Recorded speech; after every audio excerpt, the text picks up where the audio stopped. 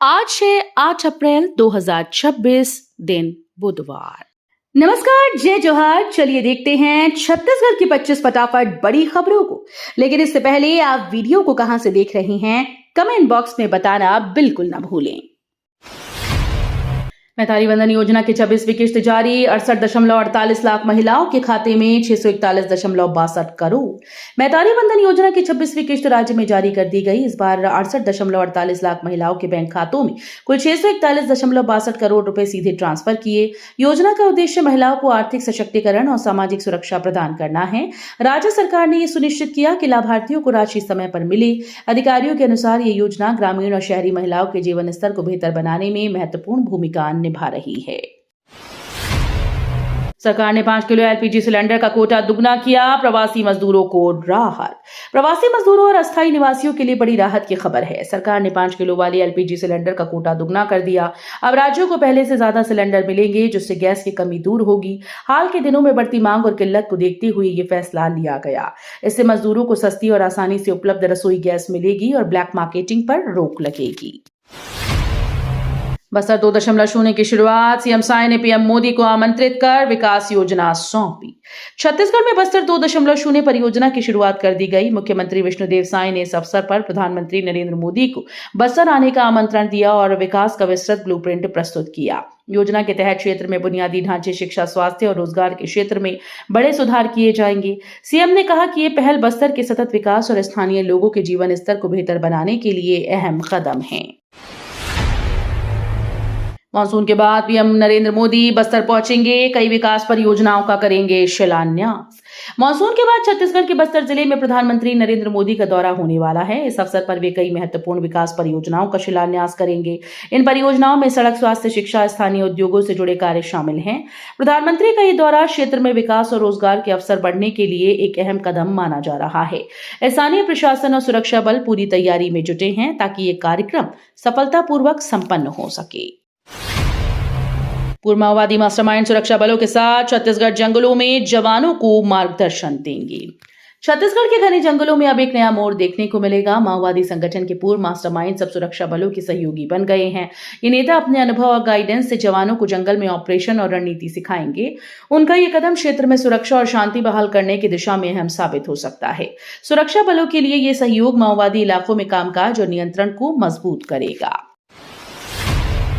RT नियमों की अनदेखी पर सख्ती। प्रवेश न देने वाले निजी स्कूल की मान्यता रद्द। राज्य सरकार ने आरटी नियमों की पालन न करने वाले निजी स्कूल के खिलाफ सख्ती बढ़ा दी। ऐसे स्कूल जो नियमों के तहत छात्रों को प्रवेश नहीं देते, उनकी मान्यता रद्द की जा सकती है। शिक्षा अधिकारियों ने कहा कि यह कदम समान अवसर और सभी बच्चों के अधिकारों की सुरक्षा के लिए जरूरी है। अभिभावकों को भी सलाह दी गई कि वे किसी भी अनियमितता की जानकारी शिक्षा विभाग को तुरंत दें। ई ऑफिस में काम की रफ्तार और पारदर्शिता पर जोर। समय पर उपस्थिति जरूरी। सरकारी विभागों में ई ऑफिस के माध्यम से काम की रफ्तार और पारदर्शिता बढ़ाने पर जोर दिया जा रहा है। अधिकारियों ने साफ किया कि समय पर उपस्थिति सुनिश्चित न करने वाले कर्मचारियों के खिलाफ कार्रवाई की जाएगी। इसका उद्देश्य सरकारी कामकाज को तेज, जवाबदेह और कुशल बनाना है। कर्मचारियों को निर्देश दिए गए कि वे सभी कार्य ई ऑफिस में समयबद्ध रूप से दर्ज करें। अब राशन कार्ड धारियों को मिलेगा मिट्टी का तेल। इस महीने से वितरण की शुरुआत। इस महीने से राज्य में राशन कार्ड धारियों को मिट्टी का तेल वितरित किया जाएगा। सरकार ने इसका उद्देश्य गरीब और मध्यम वर्ग के घरों तक यह आवश्यक सामग्री पहुंचाना बताया। योजना के तहत पात्र परिवार अपने नजदीकी राशन केंद्र से मिट्टी का तेल प्राप्त कर सकेंगे। अधिकारी वितरण प्रक्रिया को सुचारू और पारदर्शी बनाने के लिए तैयारी कर रहे हैं। इस कदम से जरूरतमंदों की रोजमर्रा की घरेलू जरूरतें आसानी से पूरी होंगी। छत्तीसगढ़ में सरकारी डॉक्टर्स को पीजी के लिए 3 साल की छुट्टी। छत्तीसगढ़ सरकार ने अपने सरकारी डॉक्टर्स के लिए बड़ा फैसला लिया। डॉक्टर पीजी कोर्स करने के लिए 3 साल की विशेष छुट्टी ले पाएंगे। ये सुविधा केवल 2025 और उसके बाद नियुक्त होने वाले डॉक्टर्स पर लागू होगी। 2025 से पहले भर्ती होने वाले डॉक्टर्स को इसका लाभ नहीं मिलेगा। सरकार का कहना है कि यह कदम मेडिकल शिक्षा को बढ़ावा देने और डॉक्टर्स को विशेषज्ञ बनने का अवसर देने के उद्देश्य से उठाया गया। छत्तीसगढ़ में अगले 2 दिनों तक मौसम उथल-पुथल, कभी बारिश तो कहीं तेज हवाएं। छत्तीसगढ़ में अगले 2 दिनों तक मौसम आम लोगों के लिए चुनौतीपूर्ण रहने वाला है। कहीं-कहीं हल्की से मध्यम बारिश होगी तो कुछ इलाकों में तेज हवाओं का सामना करना पड़ सकता है।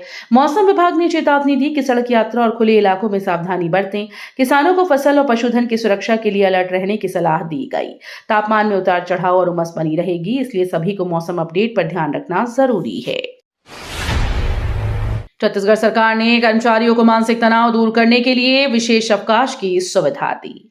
छत्तीसगढ़ सरकार ने अपने कर्मचारियों की भलाई के लिए खास कदम उठाया। कर्मचारियों को मानसिक तनाव और थकान से निपटने के लिए विशेष अवकाश मिलेगा। यह अवकाश उनके सेहत, कामकाज की गुणवत्ता दोनों के लिए फायदेमंद होगा। सरकार का कहना है कि मानसिक स्वास्थ्य को प्राथमिकता देना जरूरी है। कर्मचारी इसे अपने मानसिक स्वास्थ्य को सुधारने, रिलैक्स करने और व्यक्तिगत जरूरतों को पूरा करने के लिए इस्तेमाल कर पाएंगी।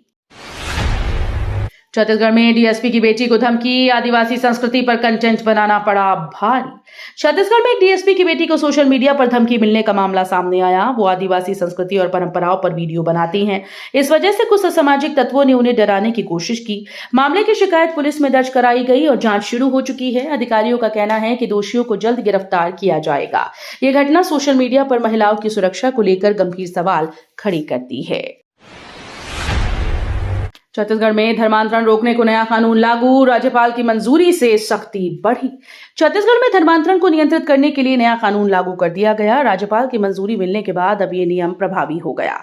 कानून के तहत जबरन, लालच या धोखे से धर्मांतरण कराने वालों पर कड़ी कार्रवाई की जाएगी। सरकार का कहना है कि इसका उद्देश्य लोगों की धार्मिक स्वतंत्रता की रक्षा करना है। वहीं विपक्ष इस कानून को लेकर सवाल उठा रहा है। छत्तीसगढ़ में अफ्रीकन स्वाइन फीवर का कहर, 200 सुअरों की मौत, 150 मारे गए। छत्तीसगढ़ में अफ्रीकन स्वाइन फीवर तेजी से फैल रहा है, जिससे हालात गंभीर हो गए। अब तक 200 से ज्यादा सुअरों की मौत हो चुकी है, जबकि संक्रमण रोकने के लिए 150 सुअरों को मारा गया।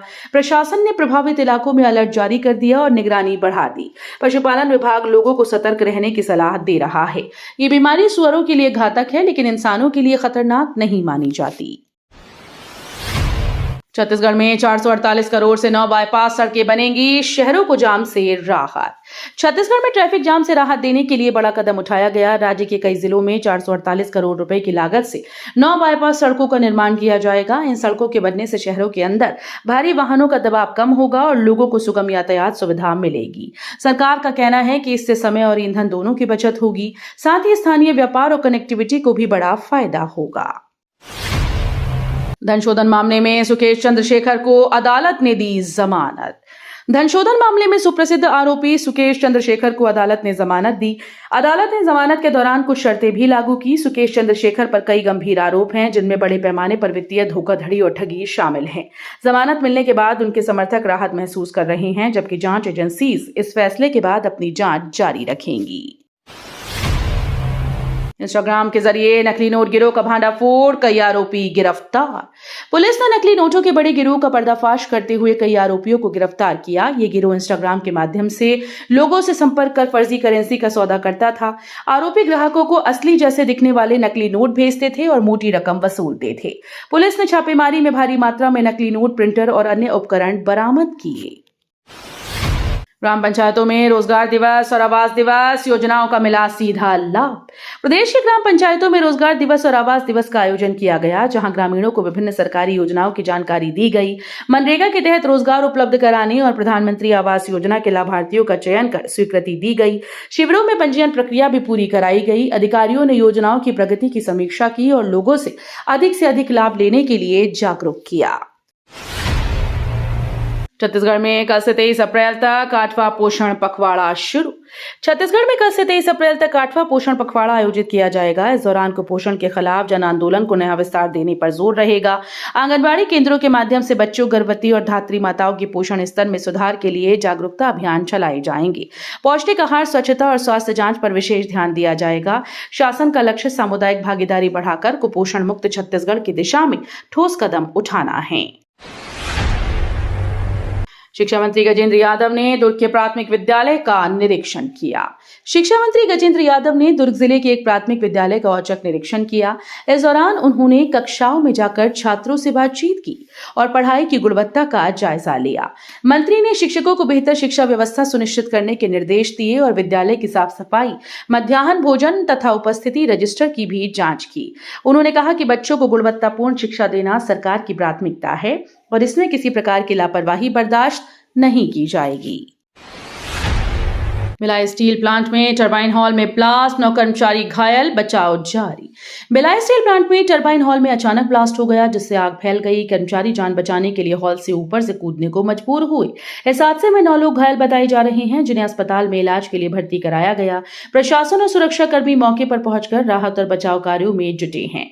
आग पर काबू पाने और अन्य कर्मचारियों की सुरक्षा सुनिश्चित करने के लिए प्रयास जारी हैं।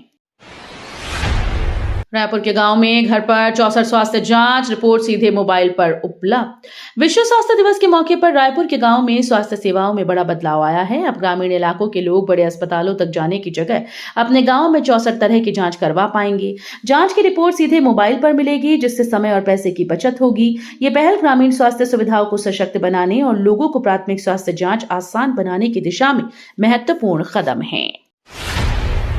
बिलाईगढ़ में फर्जी दस्तावेजों से 31 लाख की ठगी, 3 आरोपी गिरफ्तार। बिलाईगढ़ में फर्जी दस्तावेजों का बड़ा मामला सामने आया। जांच में पता चला कि 3 आरोपियों ने बैंक कर्मियों के साथ सांठगांठ कर कुल 31 लाख रुपए की ठगी की। पुलिस ने सभी 3 आरोपियों को गिरफ्तार कर लिया और उनके खिलाफ मुकदमा दर्ज किया गया। अधिकारियों का कहना है कि ठगी का ये नेटवर्क पहले भी कई मामलों में शामिल रहा है। बैंक और ग्राहकों को सतर्क रहने की चेतावनी दी गई। छत्तीसगढ़ के सरकारी अस्पतालों को 2250 आधुनिक उपकरण, स्वास्थ्य सेवाएं होंगी और मजबूत। छत्तीसगढ़ में स्वास्थ्य सेवाओं को मजबूत करने के लिए बड़ा कदम उठाया गया। सरकारी अस्पतालों में 2250 आधुनिक चिकित्सा उपकरण उपलब्ध कराए जाएंगे। इससे मरीजों को बेहतर इलाज और जांच की सुविधा मिल सकेगी। सरकार का कहना है कि इससे ग्रामीण और शहरी दोनों क्षेत्रों में स्वास्थ्य सेवाओं की गुणवत्ता में सुधार होगा। ये पहल राज्य के स्वास्थ्य ढांचे को मजबूत करने और लोगों को बेहतर सुविधा देने की दिशा में अहम कदम मानी जा रही है। आंगनबाड़ी कार्यकर्ता अमिता श्रीवास ने फतेह किया माउंट एवरेस्ट, सीएम साई ने सराहा। छत्तीसगढ़ की अमिता श्रीवास ने संघर्ष और मेहनत से माउंट एवरेस्ट फतेह कर इतिहास रच दिया। एक आंगनबाड़ी कार्यकर्ता से दुनिया की सबसे ऊंची चोटी तक का उनका सफर प्रेरणादायक है। उनकी इस उपलब्धि पर मुख्यमंत्री विष्णुदेव साय ने उन्हें बधाई देते हुए उनके हौसले को सलाम किया। अमिता की कहानी ये साबित करती है कि मजबूत इरादों और मेहनत से हर सपना पूरा किया जा सकता है। तो ये थी आज की बड़ी खबरें। अगर आपको न्यूज पसंद आई हो तो वीडियो को लाइक और शेयर करना बिल्कुल ना भूलें। धन्यवाद।